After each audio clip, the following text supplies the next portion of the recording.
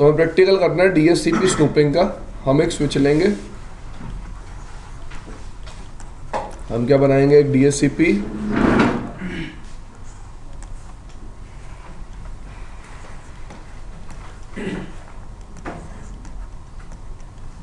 R2 और R3 को मैं क्या ट्रीट कराऊंगा, या फिर R4 भी ले लो, एज क्लाइंट। इस स्विच पे क्या एनेबल करूंगा,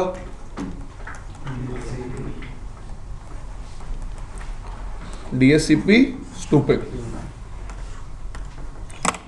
देखो भाई,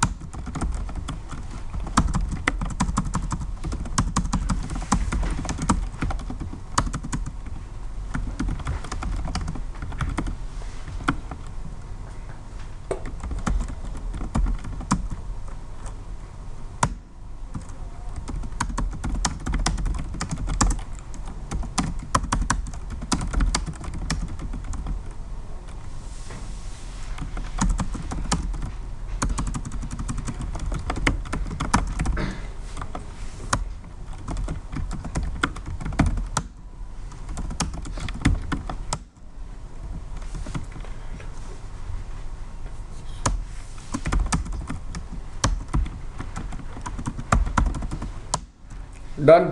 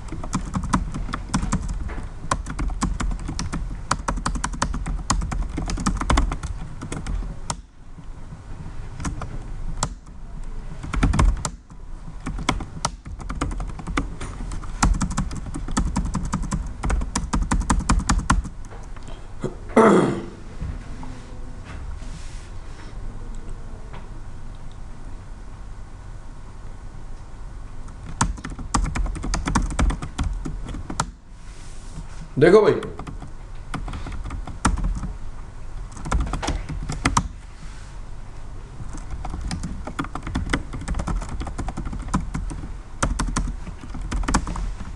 देखो सारे इंटरफेस शट मार रहा हूं, शट। ठीक है भाई, 1 से लेके 4 तक सिर्फ क्या करूंगा, नो शट। ठीक है भाई,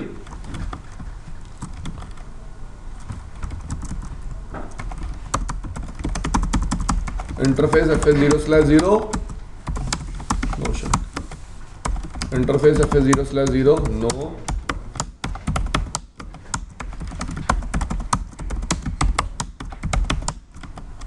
ठीक है भाई, देखो अब इधर शो CDP नेबर।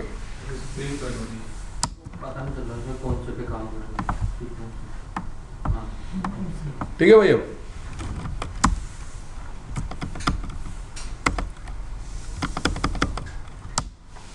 देख भाई, शो CDP किससे कनेक्टेड है, चारों से। ये सारे पोर्ट किस VLAN के मेंबर है, दिखाऊं,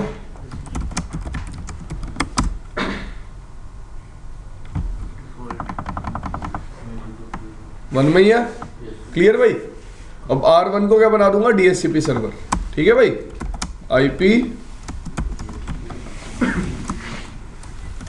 नेटवर्क। ठीक है भाई,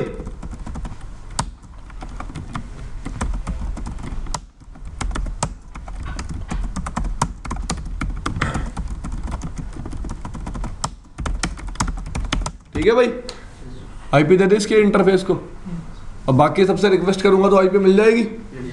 if I will request from the users for the IP, I will get the IP, but which practical I have to show you? DHCP snooping. So first of all I will enable IP DHCP snooping.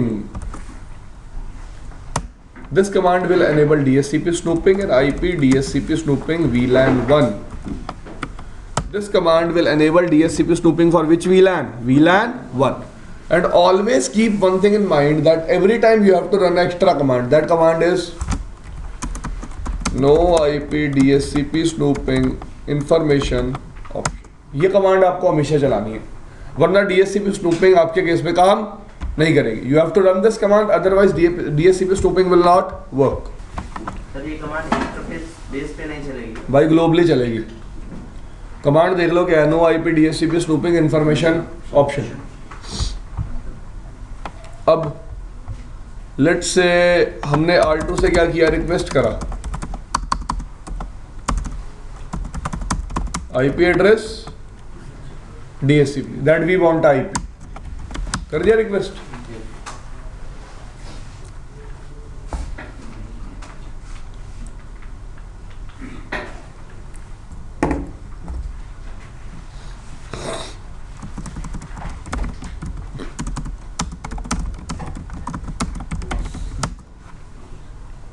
कोई IP मिली? क्यों, problem क्या है, what's the problem? जिस switch से interface का server हमारा connect है वहां पे डिसेबल करेंगे स्नूपिंग को, तभी आईपी मिल पाएगी, वरना तो सारे अनट्रस्टेड पोर्ट रहेंगे सर. वहाँ उस पोर्ट को ट्रस्ट बनाएंगे, डिसेबल करेंगे स्नूपिंग को. ठीक है जी, तो हम क्या करेंगे, interface FA1/0/1 on the port where DHCP server is connected, IP DHCP snooping trust.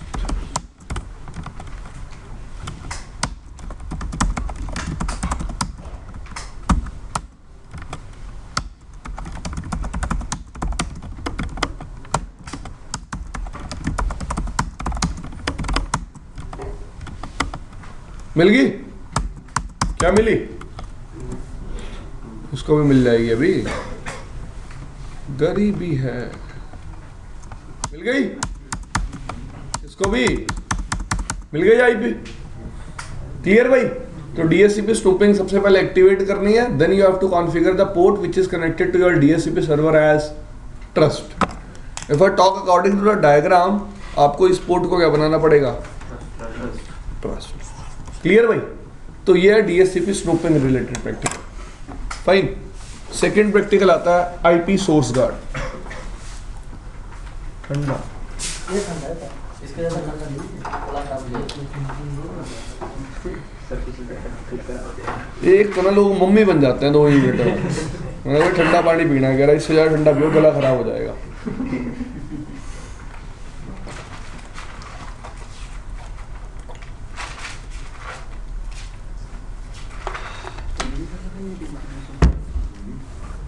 अब आगे देखो, अगला प्रैक्टिकल आता है IP सोर्स गार्ड का. किसका? What do you mean by IP source guard? That the IP which is assigned by DHCP is only allowed to send traffic in my network. If host is assigning IP statically, it is not allowed to send traffic. Clear? So what I told you, whenever DHCP server will assign IP, and if you have enabled DHCP snooping on the switch, switch will start inspecting DHCP packets. Show IP DHCP snooping.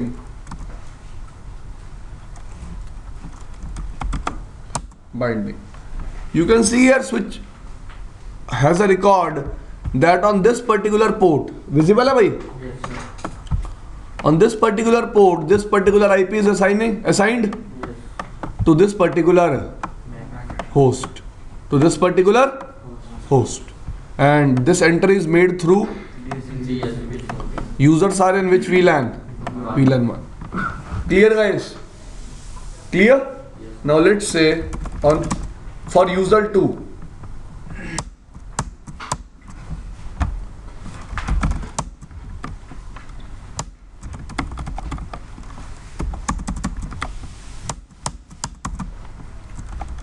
let's say for user 2, I want to enable source guard. IP verify source.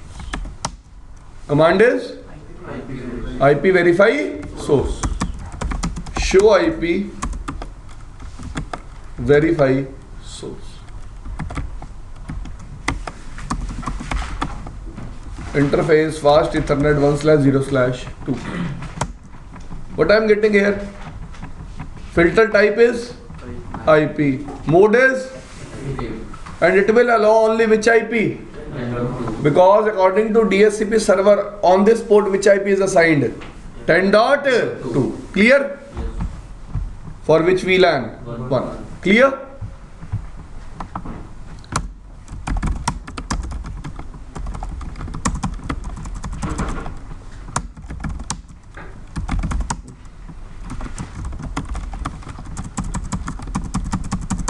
Done. Now look here.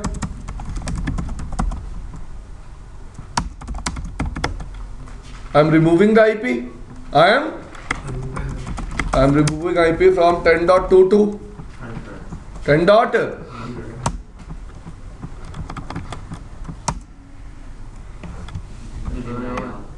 Deny. Why deny all? Because when you remove the IP, first of all, router will send DHCP release message to the server. Device will send DHCP that I am not using this IP anymore. On the switch, DHCP snooping is enabled. Switch is inspecting all the DHCP packets. It will get to know from this IP, from this particular port, this IP is released.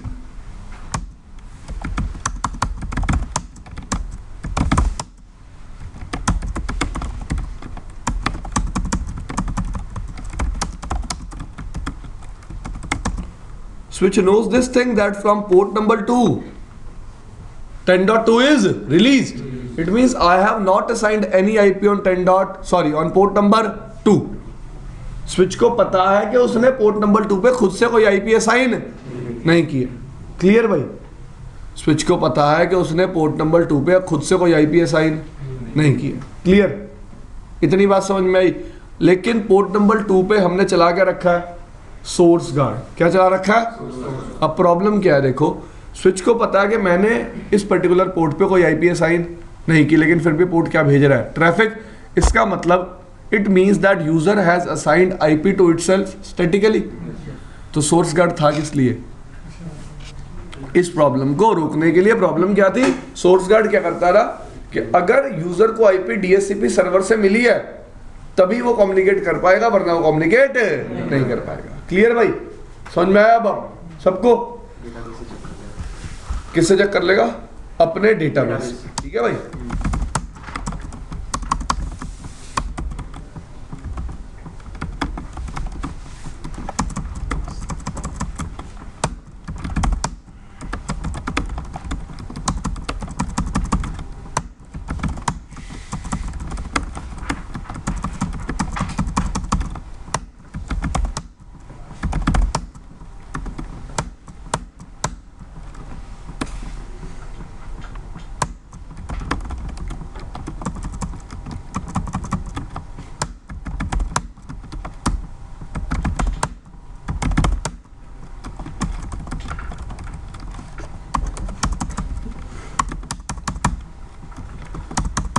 देखो यार इधर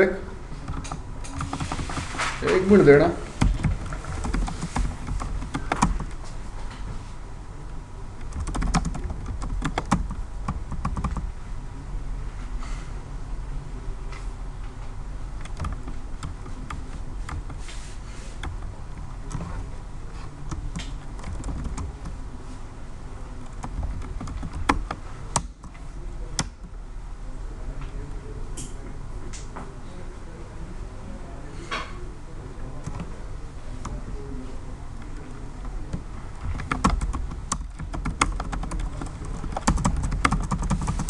done भाई. देखो, show IP DHCP snooping binding.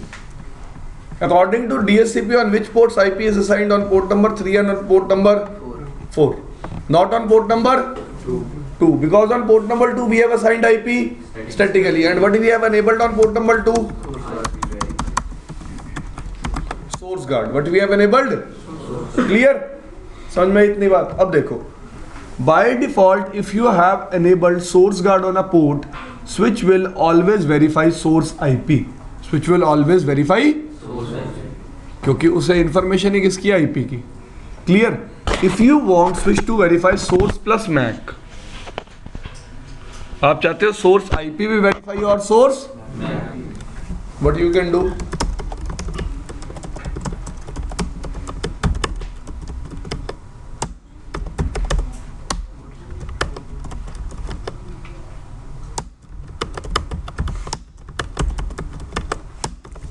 what you can enable on the port security. समझ में आया? Port security source Mac को ही तो वेरीफाई करता है.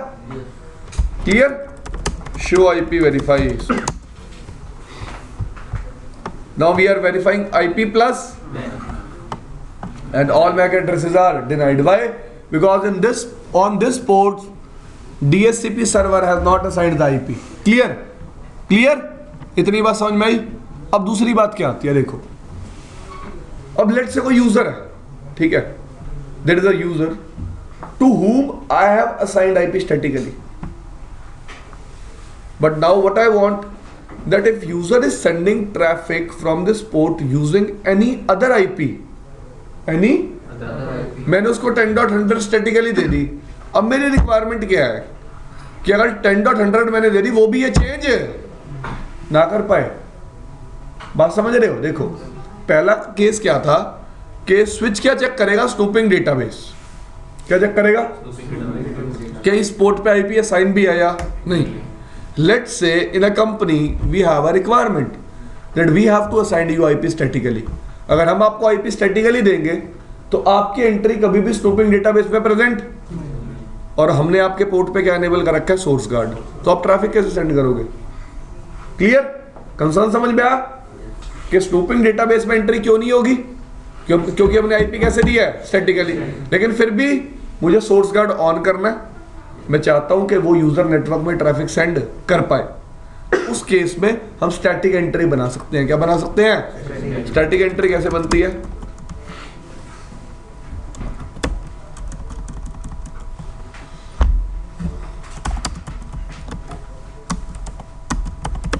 आईपी मैक एड्रेस R2 पे चलाएं.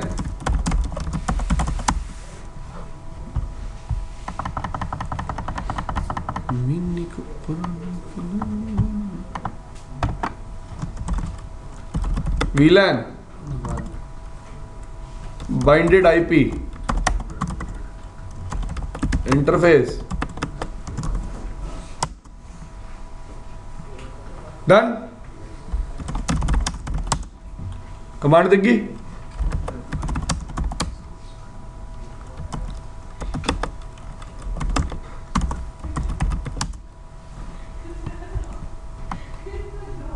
This is the MAC address, this is the IP, and how we have created the entry statically. Show IP verify source. What we are verifying? Filter mode is which IP is allowed? This IP and this MAC. If you again change the IP, again you will get here deny all. Why? क्योंकि इस particular port पे कौन सी IP allowed होगी हमेशा? ये entry आपने कैसे बनाई है? स्टैटिकली. क्लियर? क्लियर? समझ में आया? So if you have static users, sorry, if you have users to whom you have assigned IP statically and still you want to run IP source guard, you can run in that case by creating manual entries. Clear?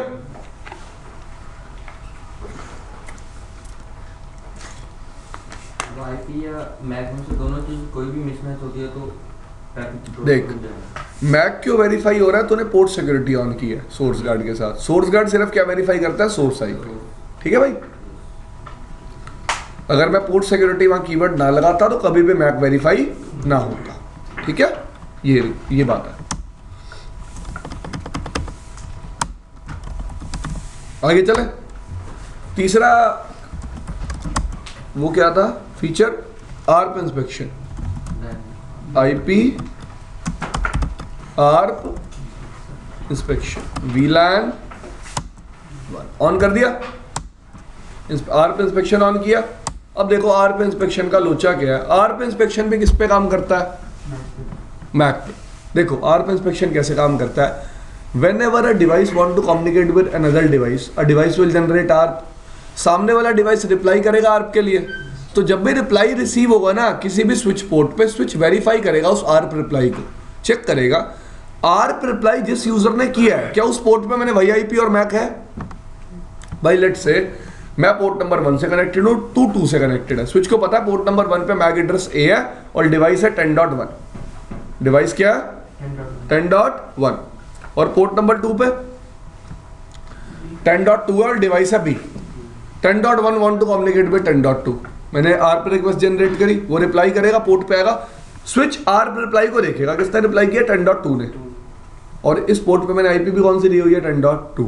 Mac भी कौन सा है? B। मतलब सही user reply कर रहा। Clear? Clear?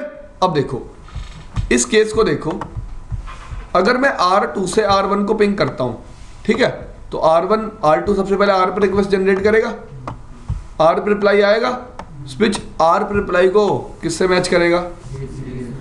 Clear? लेकिन problem क्या है कि मैंने R1 को आईपी स्टैटिकली दे रखी है, तो उसकी एंट्री डीएचसीपी स्नूपिंग डेटाबेस में तो है ही नहीं, तो आर्प रिप्लाई वैलिडेट नहीं होगा, स्विच आर्प रिप्लाई को पास नहीं करेगा। देखो दोबारा देखो इधर पिंग,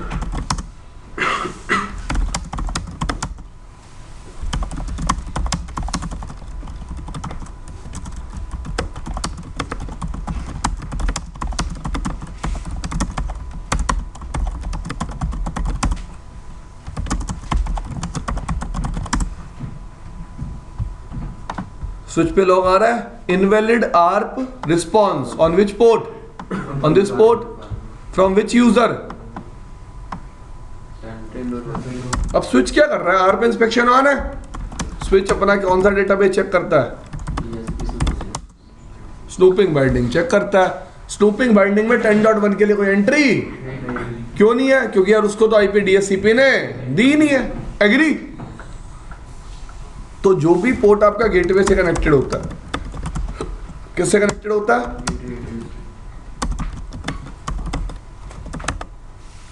उसको आपको क्या बनाना पड़ता है?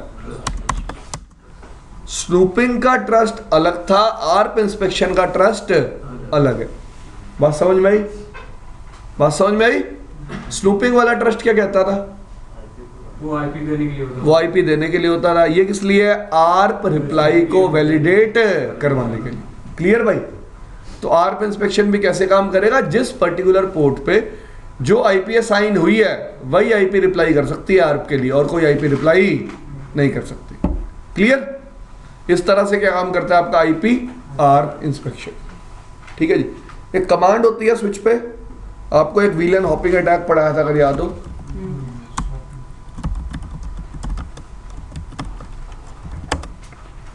ये कमांड मैंने कल शीशे क्लास में भी बताई थी, अगर आपको याद हो, क्यू इन क्यू टनलिंग पढ़ाते हुए। अगर आप चाहते हो कि आपके नेटिव वीलन भी क्या हो, if you want to tag your native VLAN, in that case you can use this command. Clear? VLAN hopping attack prevent हो जाएगा ना। अब समझाऊंगा नहीं वीलन हॉपिंग अटैक क्या होता है। क्लियर भाई?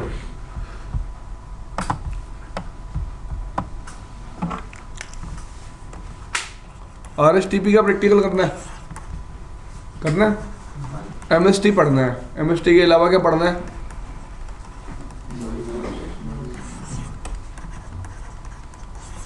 पीओई। और बताओ क्या?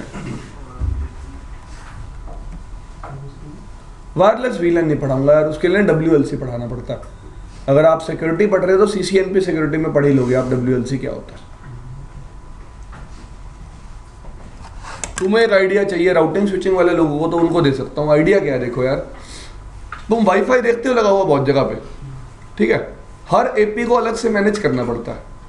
लेट्स से मेरे पास कंपनी में 10 फ्लोर है, I have 10 floors in a company and I have installed 10 AP, 1 AP on each floor. AP पता तो है ना क्या होता है भाई? एक डब्बा लगा होता है, उसके पीछे एक डंडा होता है। 2 भी हो सकते हैं, 1 भी हो सकता है, डिपेंड करता है यार। ठीक है जी, स्ट्रेंथ की बात होती है सारी। ठीक है भाई? एंटीना लगा हुआ है, आपके पास वाईफाई कनेक्टिविटी आती है, सिग्नल्स आते हैं, आप कनेक्ट करते हो। अब पता है वो चीज़ क्यों बनाई गई, हर यूज़र को तार देना पॉसिबल नहीं है। अगर हम पर्सपेक्टिव देखें, to give LAN cable to every user is not possible. हम लैब में 2000 बच्चों को लैन केबल प्रोवाइड, तभी हमने क्या बनाया, वाईफाई। क्लियर? तो कंपनी में भी सेम प्रॉब्लम है भाई। मैं अगर यहाँ बीच में खड़ा हूँ, मेरे को इंटरनेट चाहिए, तो भाई कैसे मिल सकता है, सिर्फ वाईफाई के थ्रू। ऐसा नहीं है हवा में ऐसे लैन केबल यूँ लटकी होंगे, लगाओ अपने फ़ोन में और इंटरनेट चला लो, नहीं। तो मेन मोटिव क्या है, कनेक्टिविटी प्रोवाइड करना। क्या प्रोवाइड करना?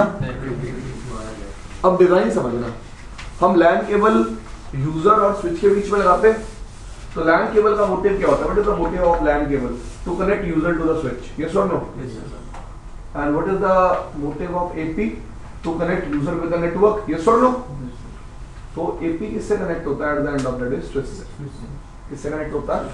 स्विच। क्लियर? अब लेट्स से मेरे पास 10 फ्लोर है, तो 10 एपी लगा दिए। अभी आपने एपी देखे हैं नॉटेल के, ब्रॉडकॉम के, इन कंपनीज के। एपी सिस्को के भी आते हैं, बहुत सेक्सी दिखता है।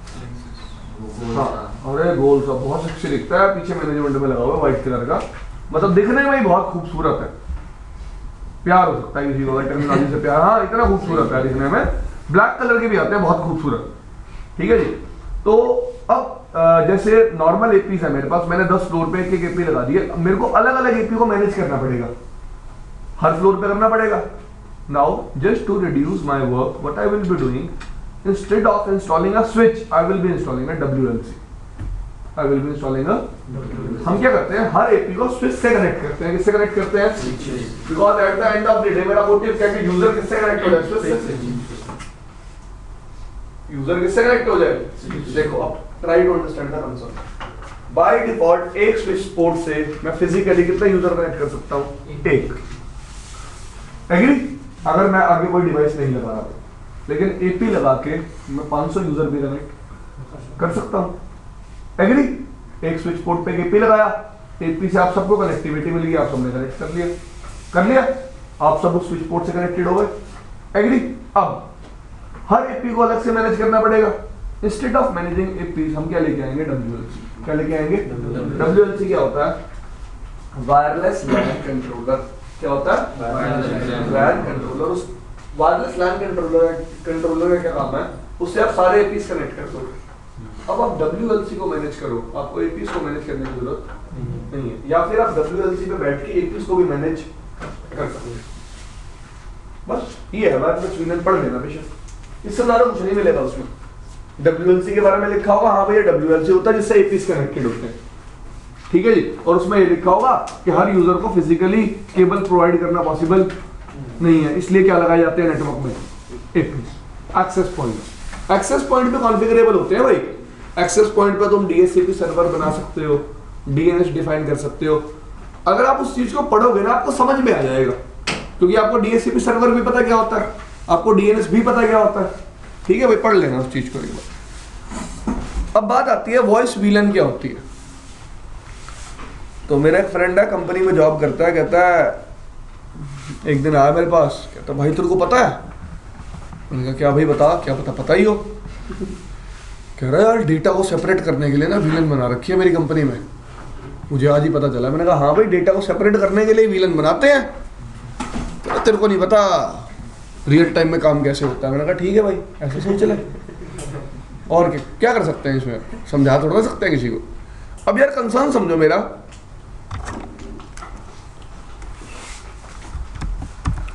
बहुत आसान बात है, बहुत ही ज्यादा।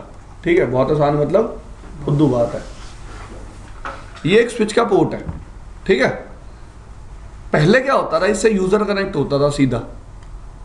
आज के टाइम में रिक्वायरमेंट बढ़ गई है। आज के टाइम में रिक्वायरमेंट क्या है? देखो अगर आपको पुराना डिजाइन बताऊं ना, तो ऐसे होता था, स्विच से तो यूजर कनेक्ट कर दिया, ये कौन सा ट्रैफिक भेजेगा? डेटा, ठीक है। और यूजर के पास एक अलग से क्या पड़ा होगा? फोन, लाल से रंग का। आते नहीं आपके घर में फोन्स थे, याद है आपको? लैंडलाइन फोन्स, ठीक है भाई। वो फोन पड़ा हुआ, हाँ भाई किसी को कॉल करनी है तो इस फोन से कर लियो। एग्री? लेकिन आज के टाइम में नेटवर्क कैसा हो चुका है? ये स्विच है, इससे पहले क्या कनेक्ट होता है? IP phone. आईपी फोन से क्या कनेक्ट होता है? सिस्टम। इस आईपी फोन के अंदर ना एक 3 पोर्ट स्विच होता है। क्या होता है?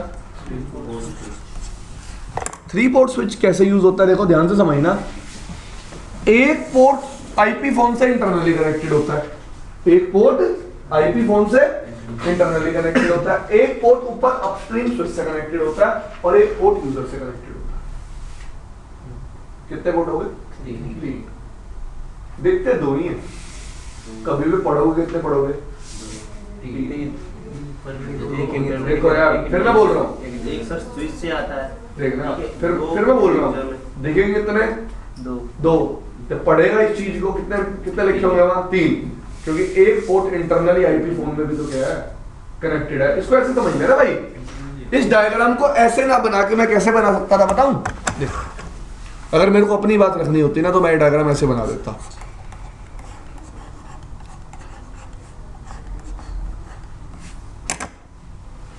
एक आईपी फोन हो गया, एक सिस्टम हो गया और एक अपस्ट्रीम स्विच हो गया, तो 3 पोर्ट स्विच हो गया ना। ये 3 पोर्ट हो गया ना, 3 पोर्ट हो गए इस पे। लेकिन होता क्या है, ये 2 पोर्ट दिखते हैं और ये एक पोर्ट विजिबल, क्योंकि एक पोर्ट इंटरनली किससे कनेक्टेड होता है? आईपी फोन से। ठीक है भाई, तो कभी भी पढ़ोगे तो कितने पोर्ट पढ़ोगे? लेकिन दिखेंगे कितने? 2। ठीक है भाई, अगली बात पे आते हैं।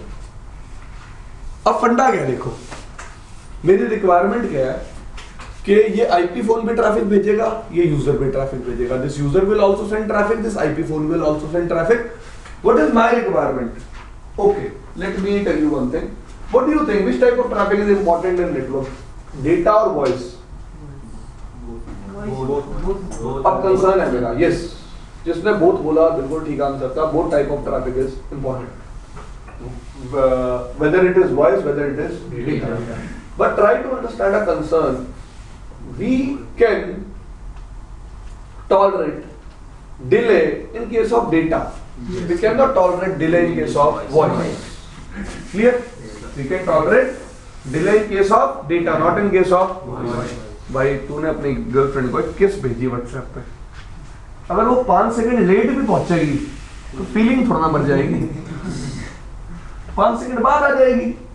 बट लेट्स से तो फोन तो उसको किस दे रहा है और रास्ते में रह गया, इतनी बहुत प्रॉब्लम यार। व्हाट्सएप कॉलिंग में होता है वो फिर इंटरनेट प्लान अच्छा लो ना यार, अब तो वीडियो कॉलिंग भी आ रही है। और व्हाट्सएप आपको क्या दे? ठीक है, व्हाट्सएप भी तो माध्यम है, बात करो, फोटो देखो, अब तो वीडियो कॉल भी करो, फुल प्लान है भाई। जो भी आप कर सकते हो, आपकी कैपेबिलिटी है भाई। हर बंदे की अलग अलग होता है। शिवम की अलग है भाई, पता नहीं शिवम से पूछियो। ठीक है भाई, मेरा कंसर्न क्या है यहाँ पे कि जो डिले होता है हम डेटा ट्रैफिक में टॉलरेट कर सकते हैं लेकिन वॉइस ट्रैफिक में टॉलरेट नहीं कर सकते। अब कंसर्न क्या है, सिर्फ ये यूजर ट्रैफिक भेजे या फिर ये आईपी फोन ट्रैफिक भेजे, दोनों इसी पोर्ट पे हिट करेंगे। और हमने पढ़ा था स्विच का जो पोर्ट होता है जहां यूजर कनेक्टेड होता है उसको एक्सेस बनाते हैं। क्या बनाते हैं? एक्सेस बनाने का मतलब वो एक ही वीलन का मेंबर होगा। कितने वीलन का मेंबर होगा? एक। तो आज मैं ये बात बदल देता हूँ, वो पोर्ट सिर्फ एक्सेस नहीं होता, वो मल्टी एक्सेस पोर्ट होता है। कैसा पोर्ट होता है? लोग उसको ट्रंक बोल देते हैं, ट्रंक बोलना गलत है। लोग क्या बोल देते हैं उसको? ट्रंक, लेकिन ट्रंक बोलना क्या है? गलत। वो पोर्ट एक्सेस नहीं होता, क्या होता है? Multi access. जितने भी स्विच वॉइस वीलन सपोर्ट करते हैं उनके पोर्ट्स जो एक्सेस पोर्ट्स होते हैं वो 2 एक्सेस वीलन को सपोर्ट कर सकते हैं। कितनी वीलन को? 2 एक्सेस वीलन को। 2 एक्सेस वीलन अब चाहिए क्यों? 2 चीजें होगी यार, या तो मैं अपना वॉइस और डेटा ट्रैफिक नेटवर्क में सेपरेट रखना चाहूंगा या फिर रखना नहीं चाहूंगा। या तो मैं वॉइस और डेटा ट्रैफिक सेपरेट रखना चाहूंगा या फिर अगर चाहूंगा तो मैं कितनी वीलन असाइन कर दूंगा पोर्ट को? 2। और नहीं चाहूंगा तो 1। अब कंसर्न है इसमें, देखो समझना इस बात को। लेट्स से मैंने इस पोर्ट को वीलन 10 का मेंबर बनाया हुआ है। किसका? वीलन 10 का। एक ही वीलन है, तो बेशक वॉइस ट्रैफिक हो या फिर डेटा ट्रैफिक हो, किस वीलन में ट्रैवल करेगा? 10 में। तो मैं डिफरेंशिएट नहीं करूंगा, लेकिन मैंने डेटा ट्रैफिक वीलन 10 और वॉइस ट्रैफिक वीलन 20, कितने वीलन बनाई हुई हैं? दो। मैंने 2 वीलन तो दे दी, बट अब क्वेश्चन ये आता है कि स्विच पोर्ट पे जब ट्रैफिक आएगा तो पोर्ट को पता कैसे चलेगा डेटा ट्रैफिक कौन सा है और वॉइस ट्रैफिक कौन सा है? अब देखो, समझो इस बात को, जो आपका यूजर होता है ना, एंड यूजर होता है, जो कंप्यूटर होता है, वो कभी भी वीलन अवेयर नहीं होता। Computer is never VLAN aware, तो वो ट्रैफिक हमेशा अनटैग्ड भेजता है। कैसा भेजता है? अनटैग्ड। क्लियर? तो मैंने डेटा के लिए कौन सी वीलन रखी थी? 10। Whenever data traffic is received on the port, data traffic will be untagged, and with that untagged thing, switch will understand that this traffic belongs to VLAN 10. But IP phone is VLAN aware. IP phone is VLAN aware. IP phone क्या है? वो जब भी traffic भेजेगा ना अपनी VLAN को tag करके भेजेगा। कौन सी VLAN को? 20 को। तो जैसे VLAN 20 का टैग रिसीव होगा पोर्ट पे, स्विच को पता चल जाएगा कौन सी VLAN के लिए ट्रैफिक आया। वॉइस VLAN के लिए। कौन सी VLAN के लिए? कंसर्न क्लियर हुआ? तो क्या होता है भाई, इस पर्टिकुलर पोर्ट पे जो कौन सा पोर्ट है? Multi access port. कैसा पोर्ट है? मैंने VLAN 10 भी दे दिया और 20 भी दे दी। 10 किसके लिए दी? डेटा के लिए। 20 किसके लिए दी? IP फोन के लिए, वॉइस के लिए। क्लियर भाई? तो जब भी IP फोन ट्रैफिक भेजेगा कैसा भेजेगा? टैग। लेकिन जब भी यूजर ट्रैफिक भेजेगा कैसा भेजेगा? अनटैग्ड। अनटैग्ड ट्रैफिक आएगा मतलब किससे बिलोंग करता है? 10 से। और टैग्ड आएगा किससे बिलोंग करता है? IP phone. क्लियर भाई? तो मैं अपने नेटवर्क में वॉइस और डेटा ट्रैफिक को सेपरेट भी रख सकता हूं और कंबाइन भी कर सकता हूं। प्लेटफॉर्म डिपेंडेंट है access to multi access port. Bro, हर स्विच वॉइस वीलन सपोर्ट नहीं करता। ठीक है भाई? तो ये प्लेटफॉर्म स्पेसिफिक ही होता है कि कौन सा स्विच वॉइस वीलन सपोर्ट करेगा और कौन सा स्विच वॉइस वीलन सपोर्ट नहीं करेगा। सर्विस प्रोवाइडर जो होता है वो डेटा वॉइस और वॉइस वाला और डेटा दोनों एक ही पोर्ट से भेजता है या देखो, अलग-अलग पोर्ट? अब मैं आपको कंसर्न बता देता हूँ, ये कंपनी के ऊपर होता है भाई, ये प्रोवाइडर के ऊपर नहीं होता कभी भी। ठीक है जी? मेरी कंपनी है, मेरी कंपनी में वॉइस ट्रैफिक भी है और डेटा ट्रैफिक भी है, मुझे सेपरेट रखना है भाई उसको। प्रोवाइडर के लिए तो सब कुछ क्या है? डेटा। उस पे जो उसका राउटर होता है ना सर, आता है उस पे पोर्ट होंगे ना, तो उसका डेटा का अलग होगा, वॉइस का अलग होगा, जो IP फोन से कनेक्ट। नहीं, मैं आपको समझा रहा हूँ, वो सर्विस लेनी पड़ती है, अपने आप नहीं मिलती। देखो मेरा कंसर्न क्या है यार, देखो मैं इस कंसर्न को कैसे क्लियर कर सकता हूँ। लेट्स से भाई आपने गाड़ी खरीदी, ठीक है? तो यार कंपनी वाले का ये काम नहीं है कि आपको वो अलॉय व्हील भी प्रोवाइड करे। ठीक है जी? आपको सर्विस टाइम पे कॉल भी करे। वो आज के टाइम में सर्विसेज आ गई हैं कि आपको सर्विस पे कॉल भी करें, हाँ भाई आजा सर्विस करवा ले, हाँ भाई आजा ये चीज़ करवा ले, हाँ भाई आजा ये चीज़ करवा ले। उसका ये काम नहीं है, उसका सिर्फ काम क्या है? गाड़ी बेचना। ठीक है भाई? वैसे ही प्रोवाइडर का काम क्या है? आपको सर्विस देना। ये लो भाई, ये बैंडविड्थ ले लो मेरे से। ठीक है? अब तुम अगर अपने डेटा को सेपरेट रखना चाहते हो, वॉइस और video, it is on you. तो कंपनीज क्या करती हैं? 2 कनेक्शन खरीदती हैं। कितने कनेक्शन? 2। एक कनेक्शन सिर्फ वॉइस ट्रैफिक भेजने के लिए और दूसरा कनेक्शन सिर्फ डेटा ट्रैफिक भेजने के लिए। पॉलिसी बेस्ड राउटिंग पढ़ी थी? तो आपको बताया था ना मैंने कि पॉलिसी बेस्ड राउटिंग के केस में हम एप्लीकेशन बेस्ड राउटिंग कर सकते हैं, सर्विस बेस्ड राउटिंग कर सकते हैं। तो यही तो होता है। मेरा एज राउटर है, 2 ISPs हैं। वॉइस ट्रैफिक में एक ISP को भेजता हूँ, दूसरा ट्रैफिक दूसरा ISP को। इस तरह से काम होता है। वो डिपेंड करता है मेरे पास ट्रैफिक है कितना। क्या 2 ISP की रिक्वायरमेंट है भी या नहीं? ठीक है भाई?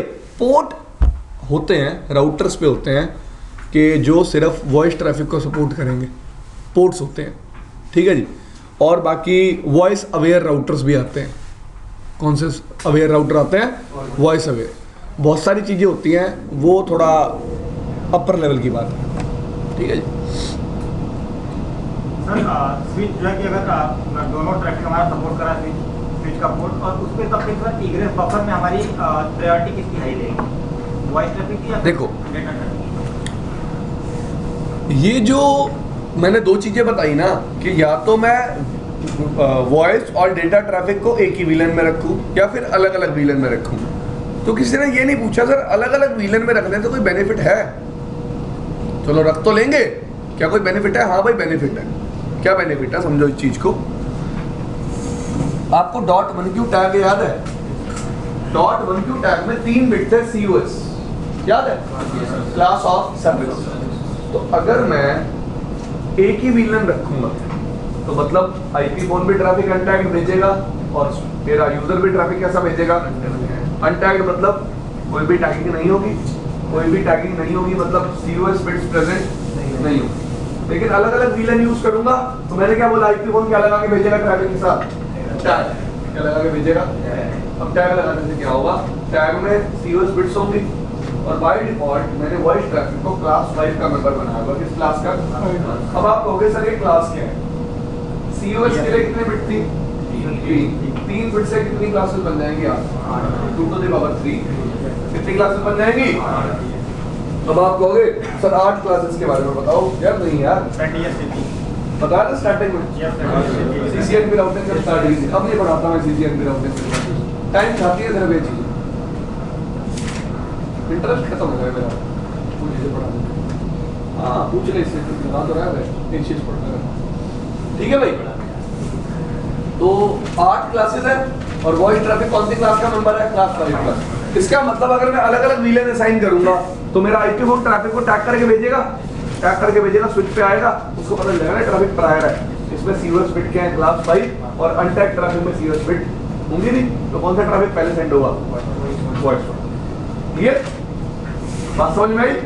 तो टैग करने से बेनिफिट क्या मिलता है? मैं ट्रैफिक को क्या कर देता हूँ? प्रायर। क्या कर देता हूँ? प्रायर। अब POE क्या होता है? Power over Ethernet. अब POE का क्या कंसर्न है यार, तो समझना।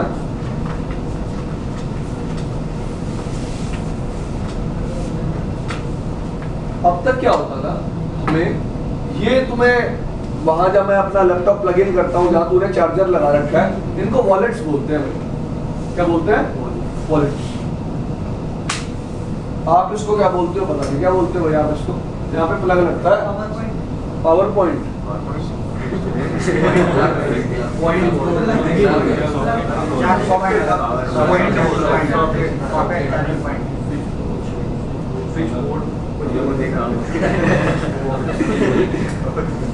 बोलो बोलो बताओ और क्या हिंदी में भी बता दो। लगा दे, हर दीवार में लगा दे। ठीक है जी। तो पहले क्या होता था कंपनीज में, लेट्स से भाई मुझे पावर देनी है, अब अपने IP फोन को भी पावर देनी है और PC को भी पावर देनी है। ठीक है जी। तो PC को पावर तो भाई आप स्विच के थ्रू नहीं दे सकते, लेकिन IP फोन को पावर देने के लिए आपको अलग से क्या लगाने पड़ेंगे? सॉकेट्स लगाने पड़ेंगे। जहाँ जहाँ सिस्टम होगा भाई, जहाँ जहाँ IP फोन होगा, wherever IP phone is available, at that point you have to install those sockets because you have to provide power to IP phones. Clear? भाई लेट्स से 5000 यूजर है तो 5000 क्या लगाने पड़ेंगे? अब सॉकेट हर कैबिन में। इस प्रॉब्लम को रिजॉल्व करने के लिए, just to resolve this problem, what we have done, we have made our switches power aware. We have made our switches power aware. ये switch ही IP फोन को क्या दे दे? Power. Okay. Twisted copper cable होती है, 4 pair होते हैं, 1 pair for sending, 1 pair for receiving. एक पिन पावर देने के लिए भी यूज होती है, एक पिन पावर देने के लिए भी यूज होती है। क्लियर? सिर्फ क्या ट्रांसमिट करने के लिए IP फोन को कितना पावर देती हो? वो डिपेंड करता है आपके स्विच के पोर्ट पे। ठीक है भाई, अब मैं बता देता हूँ। एक स्विच की मैक्सिमम कैपेसिटी होती है, कुछ एम्पेयर्स में होता है, अभी आपको दिखा दूंगा। पावर वॉट्स में होती है, sorry 15.7 watt and 30 watt, the maximum 30 watt और middle 50 देख लेंगे यार, 60 भी दे देता है ऐसे तो, तेरे को दिखा दूंगा। 60 वाला भी ऑप्शन है मेरे पास। डिपेंड करेगा स्विच किस प्लेटफॉर्म का। हाँ जी, प्लेटफॉर्म पे डिपेंड प्लेटफॉर्म पे डिपेंड करता है कितनी पावर वो दे सकता है मैक्सिमम। ठीक है जी। तो बस आपको POE के बारे में इतना पता होना चाहिए, हाँ भाई एक IP फोन है, इसको मेरा स्विच पावर दे सकता है। क्लियर भाई? कितनी पावर दे सकता है, कैसे दे सकता है, इसको समझने के लिए फिजिक्स आनी चाहिए। ठीक है, समझा रहे तो फिर अगर फिजिक्स आती है तो बहुत ईजी है। देखो मैं क्या करूंगा, इस पर्टिकुलर केबल पे सिग्नल ट्रांसमिट करूंगा, स्विच सिग्नल ट्रांसमिट करेगा। तो जब भी आईपी फोन के पास सिग्नल आएगा कंज्यूम करेगा, उससे रेजिस्टेंस पैदा होगी। ठीक है जी, रेजिस्टेंस पैदा होगी, मुझे पता चल जाएगा सामने कोई सिग्नल क्या कर रहा है, कंज्यूम कर रहा है। अब ये धीरे धीरे इसको करंट मिलेगा, ये इनिशियलाइज होना शुरू हो जाएगा। मैं एक टाइम पे पूरी पावर नहीं दे दूंगा, मैं पावर स्टार्ट करूंगा एक नॉर्मल वैल्यू से और फिर उसको इंक्रीज करने लगूंगा। ठीक है जी, और वो पावर नहीं होती, वोल्टेज होती है। ठीक है जी, तो मैं लेट से मैं करंट ट्रांसमिट कर रहा हूँ वायर पे, इसको मिल रहा है, ये अपने आप को इनिशियलाइज कर रहा है। जैसे ही इनिशियलाइज हो जाएगा, ये मुझे सीडी पे पैकेट भेजेगा। क्या भेजेगा? और लेट से अगर किसी और वेंडर का डिवाइस होता है, एलईडी पे पैकेट भेजेगा। कौन सा पैकेट भेजेगा? एलईडी। उस पैकेट में मुझे बताएगा भाई इतनी पावर चाहिए मुझे, मैं उतनी अमाउंट ऑफ पावर इसको ट्रांसमिट कर दूंगा और ये फुली इनिशियलाइज हो जाएगा। और ये फुली इनिशियलाइज मतलब पहले मुझे इसको क्या करना है, सिर्फ इनिशियलाइज करना है कि ये मुझे बता पाए कितनी पावर चाहिए, फिर मैं उसे उतनी पावर दे दूंगा। यार ये भी केस कुछ मतलब रियल टाइम से रिलेटेड है, हर एक का सेटिस्फेक्शन लेवल अलग होता है। आपको बताना पड़ता है, हाँ भाई आपको बताना पड़ता है कि हाँ भाई मैं तो नहीं हुआ। It is like this. तो भाई करंट दोगे आप, ये बताएगा आपको। ठीक है भाई, तो आपको चेक करा देता हूँ कितनी पावर चाहिए।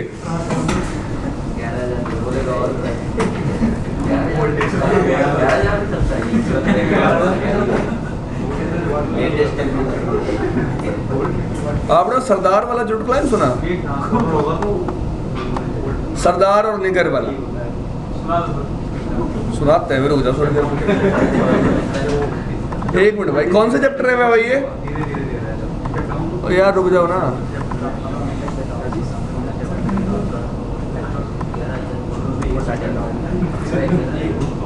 देखो उसको बोलते हैं वॉल वॉट्स। वॉट्स, ठीक है भाई, इंग्लिश का वर्ड है, याद रखो, काम आते हैं ऐसे इंग्लिश के वर्ड। पहले ऐसे होता था, आईपी फोन के साथ क्या लगाना पड़ता था? Wall wall. ठीक है भाई, अब क्या होता है?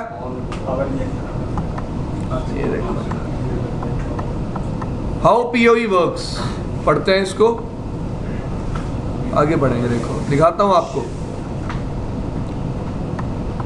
ये रीडेबल है,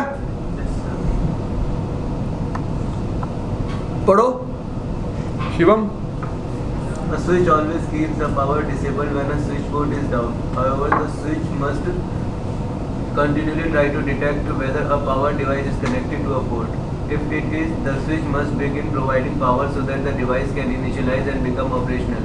Only then the Ethernet link is established. The switch begins by supplying a small voltage across the transmit and receive pair of copper twisted pair connection.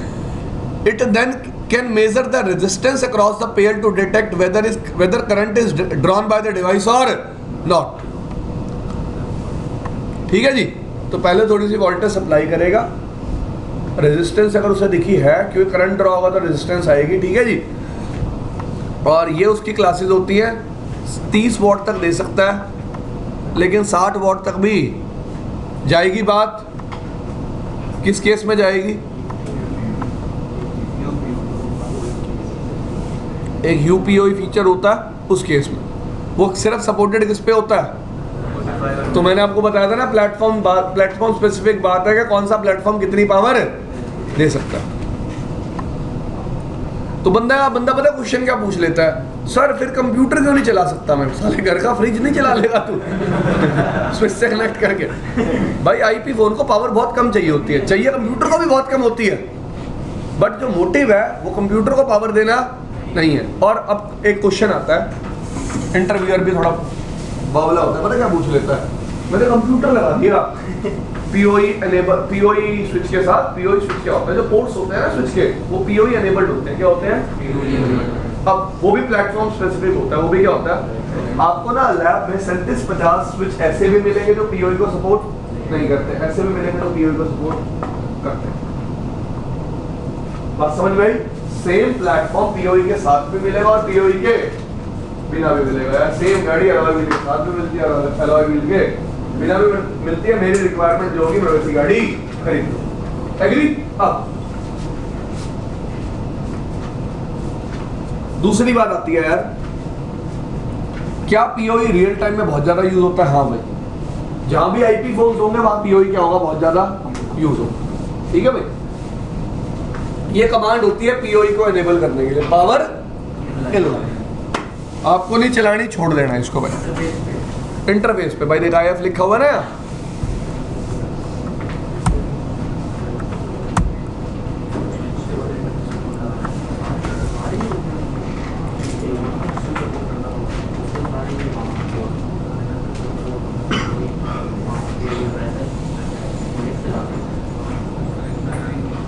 हाँ भाई फ्रिज चला रहा है, फ्रिज बोल दिया। RSTP का प्रैक्टिकल। हाँ भाई क्या करूँ? पीछे से फ्रिज चला रहा है। कहाँ है वो? उसको डर था जिससे लड़ाई हुई।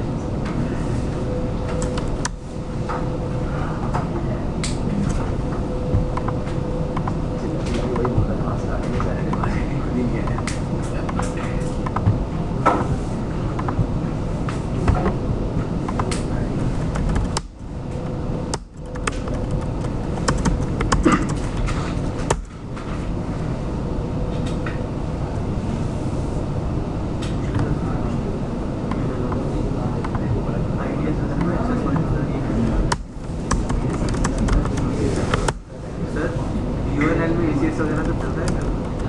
सारी सिक्योरिटी के सारे प्रैक्टिकल हो सकते हैं। UNL पे जरा फायरवॉल चल जाते हैं, IPS चल जाता है, IDS चल जाता है, तेरा नया डिवाइस आया सोर्स पावर, वो भी चल जाता है। ठीक है जी, ACS भी चल जाता होगा, मैंने चलाया नहीं है UNL पे ACS। 100 GB वाला डालिए UNL, उस पर क्या पता चल भी जाए भाई।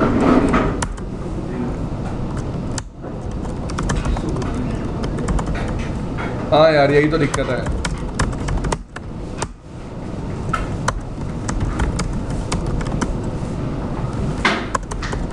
इधर देखो भाई,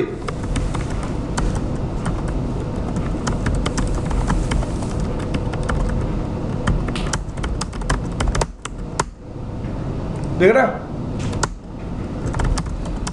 शो CDP नेबर भाई।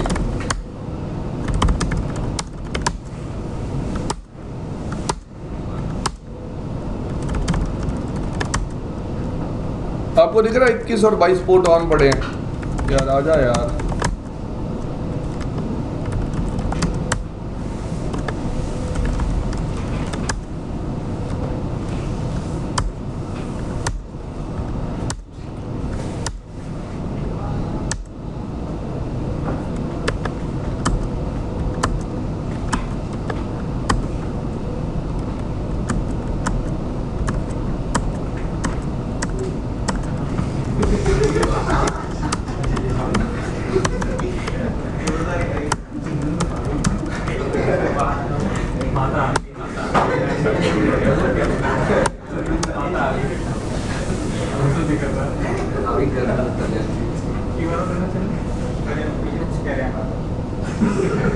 क्या बोल रहे हैं भाई? सर माता की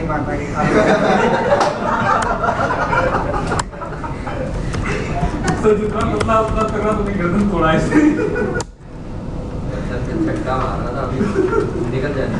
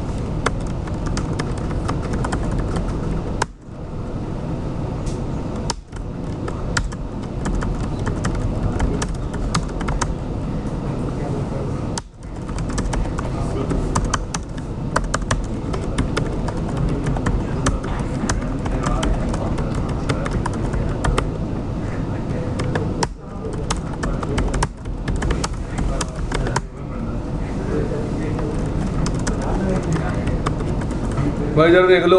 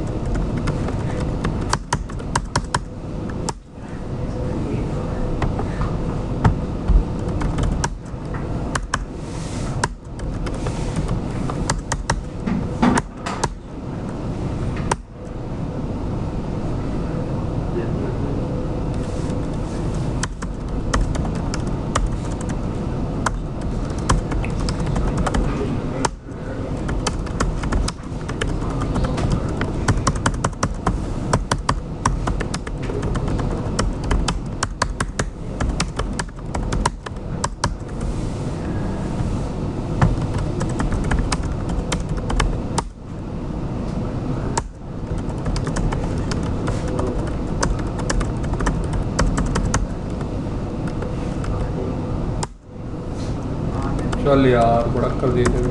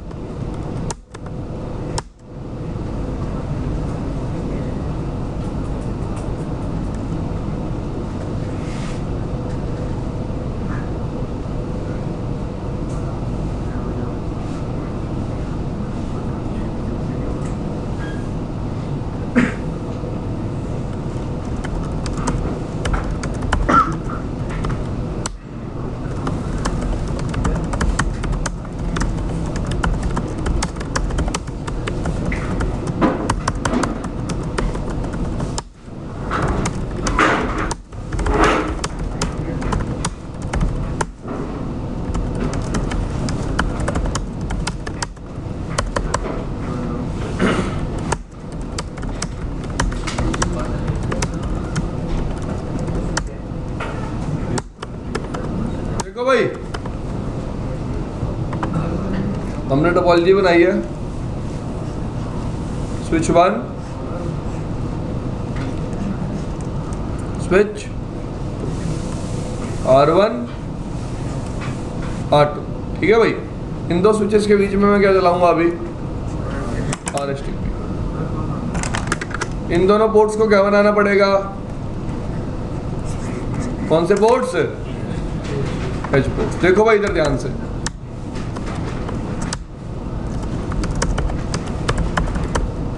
spanning tree, interface, spanning tree, done भाई। देखो इधर ध्यान से, अब स्पैनिंग ट्री मोड कौन सा, PVST चलाना है, R2 पे भी स्पैनिंग ट्री मोड, डन। देखो अब शो स्पैनिंग ट्री समरी, कौन सा चल रहा है spanning tree, rapid PVST plus. भाई RSTP और रैपिड PVST प्लस में डिफरेंस पता है ना, वही जो किसमें है, CST और PVST प्लस में। देखो इधर शो स्पैनिंग ट्री VLAN 1, सामने वाला स्विच रूट ब्रिज है, लेकिन अब मुझे एक बात पता है कि पोर्ट नंबर 1 क्या है, एच पोर्ट। पोर्ट नंबर 1 क्या है, चलो आपको दिखाता हूं कि प्रपोजल और एग्रीमेंट जाते हैं। कैसे दिखाऊंगा, पहले दोनों पोर्ट क्या कर दूंगा, शट, ठीक है भाई। अब डीबग स्पैनिंग ट्री,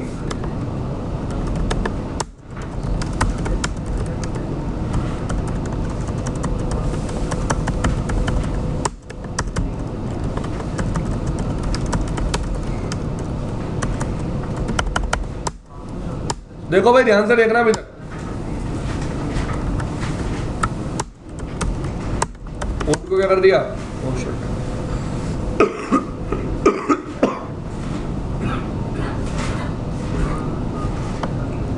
क्या लिखा हुआ है, ट्रांसमिटिंग, इट इज नाउ। अब क्या सेंड कर रहे हैं, बार बार, हर कितने सेकंड के बाद, चेक करो।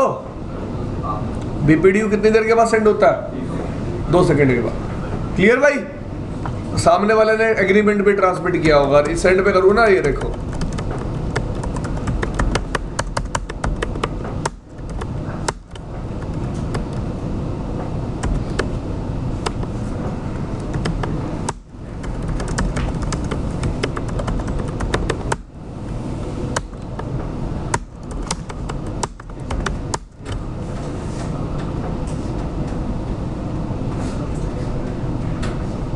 ट्रांसमिटिंग प्रपोजल लिखा हुआ है। ये देखो दिखाता हूँ आपको, ये देखो अन ऑल कर दो इसको एक बार, क्या लिखा हुआ है, रिसीव्ड ट्रांसमिटिंग एग्रीमेंट। तो जा रहे हैं प्रपोजल और एग्रीमेंट, ठीक है जी। बताया था आपको RSTP में इलेक्शन कैसे होता है, with the help of proposal and agreement. अब देखो स्विच टू रूट ब्रिज है, शो स्पैनिंग ट्री रूट। क्या कॉस्ट है रूट ब्रिज तक जाने की, 19। और कौन सा मेरा पोर्ट, रूट पोर्ट है 21। Show spanning tree VLAN 1। Port number 5 को शट मार दे दो एक बार।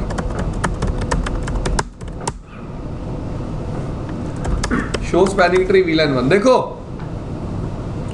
पोर्ट नंबर 21 क्या है,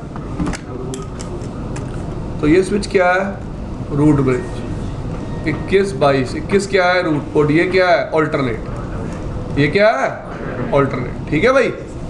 तो मैं क्या करता हूं, 10.1 से 10.2 को पिंग करता हूं।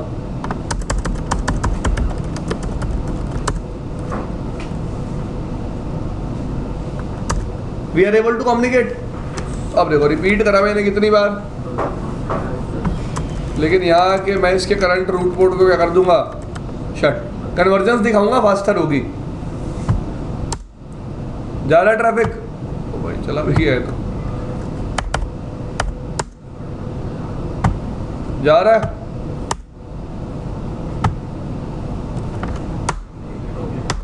एक ही ड्रॉप आया, तो ऑल्टरनेट पोर्ट साथ के साथ क्या बन गया, रूट पोर्ट। क्या बन गया, रूट पोर्ट। तो यहाँ कुछ अपलिंक फास्ट, बैकबोन फास्ट की रिक्वायरमेंट नहीं है। There is no requirement for uplink fast और backbone fast in case of RSTP। Clear. और तो कुछ ऐसे चेंज नहीं है। कॉस्ट सेम तरीके से चेंज होती है, प्रायोरिटी सेम तरीके से काम करती है, but the difference is in behaviour. The difference is in that you have to understand. इस तरह से आप RSTP चला सकते हो। अब सिर्फ एक ही टॉपिक रह गया, MST। बाद में पढ़ेंगे यार, अभी दिल नहीं है भाई। कर रखा है एनेबल। अगर पोर्ट फास्ट एनेबल नहीं करेगा पोर्ट पे, तो कन्वर्ज होने में टाइम लग जाएगा। देख दिखाता हूं तेरे को, इधर देखो भाई सब लोग, देख।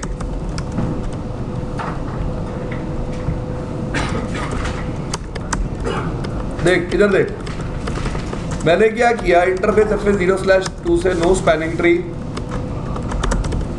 Port fast. पोर्ट फास्ट क्या कर दिया, रिमूव। अब रूल क्या था, जब भी एक स्विच एग्रीमेंट भेजता है तो वो सारे नॉन एज पोर्ट्स को ब्लॉकिंग स्टेट में रखता है। किस में रखता है, बताया था ना, डिस्कार्डिंग स्टेट में रखता है। किस स्टेट में रखता है, डिस्कार्डिंग में। देखो अब खुद देखो, मैं कंटिन्यूअस ट्रैफिक भेज रहा हूं, जा रहा है।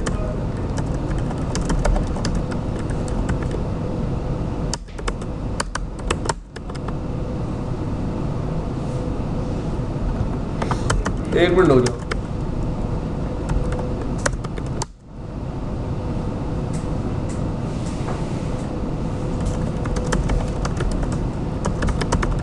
एक मिनट हो जाओ। Debug spanning tree events. ठीक है भाई।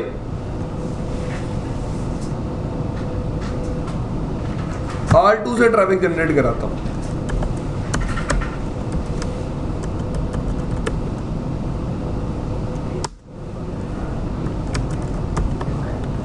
कन्वर्जेंस टाइम बढ़ जाता है यार।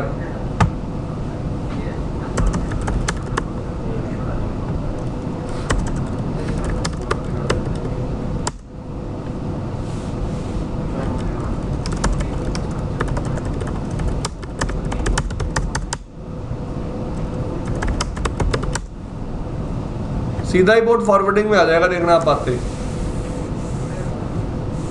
आ गया ना फॉरवर्डिंग में। कन्वर्जेंस में टाइम लगा नहीं। दिस इज ये टाइम क्यों नहीं लगा, because we are running which protocol, RSTP। अब देखो ट्रैफिक जा रहा है,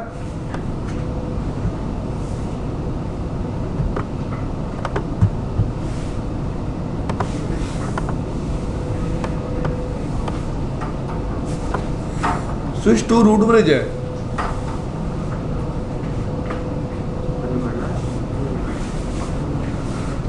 पहले स्विच 1 को रूट ब्रिज बनाओ एक बार। स्पैनिंग ट्री VLAN 1 रूट, ये भी कमांड है रूट ब्रिज बनाने के लिए।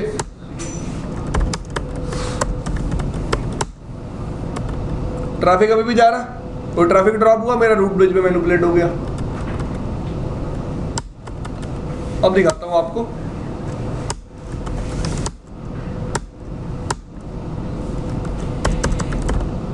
स्विच 2 पे आओ।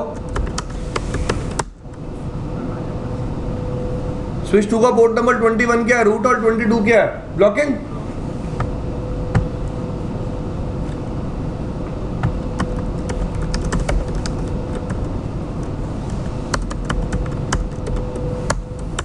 मैंने सेंटर को इसको क्या कर दिया, शट कर दूं।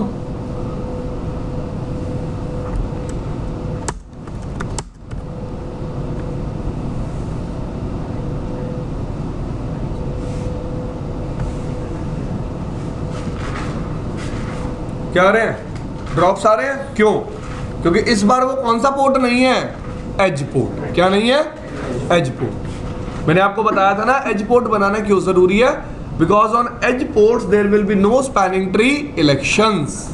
लेकिन अब वो एज पोर्ट मैंने कॉन्फ़िगर नहीं किया, उस पर स्पैनिंग ट्री के क्या हो रहे हैं, जिससे कन्वर्जेंस टाइम बढ़ गया। वो बार बार उस पर प्रपोजल ट्रांसमिट भेजता रहेगा ना, उसको क्या लगेगा, सामने क्या कनेक्टेड है, कोई स्विच। क्लियर? तो आपको उस पोर्ट को क्या बनाना पड़ेगा हमेशा, स्पैनिंग ट्री। RSTP पे पोर्ट फास्ट चलाना बहुत जरूरी है। देखो यार, RSTP का जो अपना बिहेवियर है ना, पोर्ट फास्ट पे डिपेंडेंट है। ठीक है भाई, PVST ऐसे प्लस पोर्ट फास्ट पे डिपेंडेंट नहीं है। सर अगर पोर्ट फास्ट नहीं इनेबल करेंगे तो यूजर अगर BPD भेज देगा एक स्विच की तरह। भाई पोर्ट फास्ट इनेबल करने से BPD ब्लॉक नहीं होता। पोर्ट फास्ट इनेबल करने से दो चीजें होती हैं, एक तो उस पोर्ट के लिए TCN जनरेट नहीं होता, और दूसरा वो पोर्ट फॉरवर्डिंग स्टेट में फटाफट आ जाता है, बस। सर BPD जब रिसीव होगा तो डिसेबल नहीं हो जाएगा पोर्ट फास्ट? अगर BPD रिसीव होगा, अगर नीचे से कोई यूजर सेंड कर देगा तो पोर्ट फास्ट क्या हो जाएगा, डिसेबल हो जाएगा। हाँ जी, BPD फिल्टर इनेबल करना पड़ता है कि स्विच का पोर्ट क्या है ना सेंड करे BPD।